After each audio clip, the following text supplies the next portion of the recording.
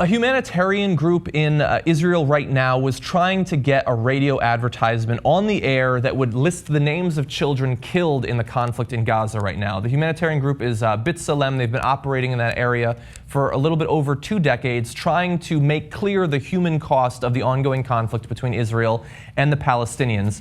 Their ad listing the names of those children will not be allowed.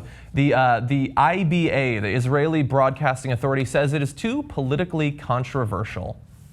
That's the problem. The actual attack in the occupation, the invasion of Gaza, not too politically controversial, but the advertisement is. Now, B'Tselem has responded by saying, is it controversial that the children aren't alive, that they're children, that those are their names? These are facts that we wish to bring to the public's knowledge. They go on to say, so far more than 600 people, now it's actually 700 people since they made that statement, have been killed in bombings in Gaza, more than 150 of them children, probably closer to 200 now. But apart from a brief report on the number of fatalities, the Israeli media refrains from covering them.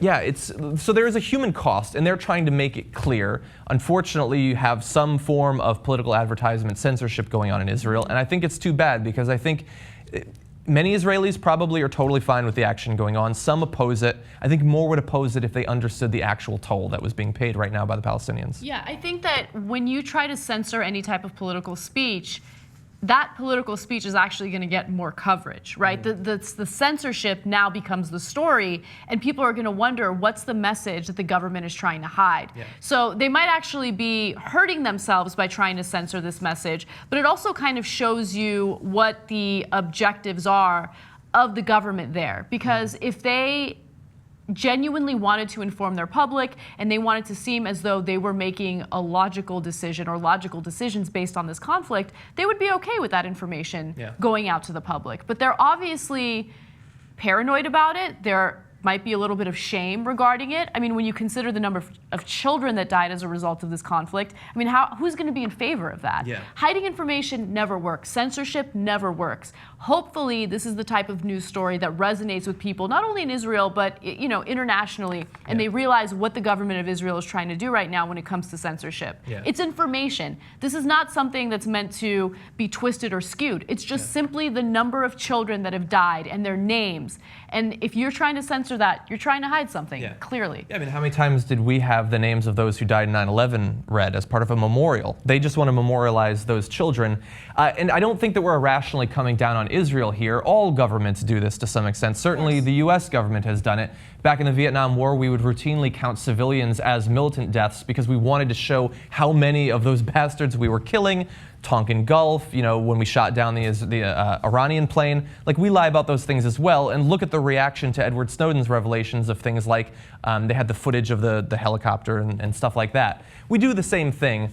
And to be totally clear, B'Tselem, the human rights organization, that is manned by Israeli lawyers, academics, journalists, politicians, Israelis who are trying to do the right thing.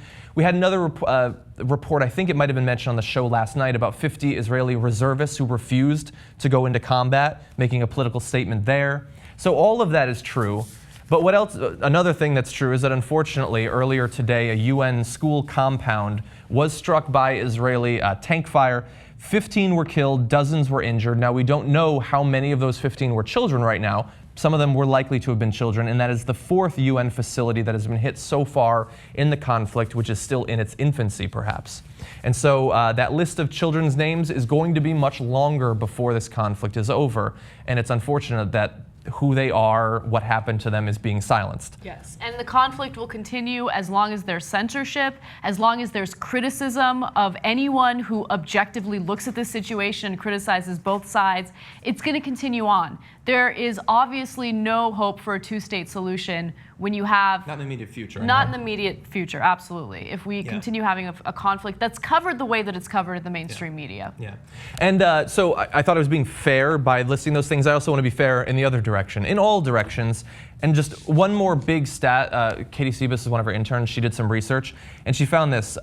in terms of the deaths and how they're distributed between the two sides on this conflict right now, since January of 2005, the conflict has killed 4,006 people, of whom 168 have been Israeli and 3,838 Palestinian.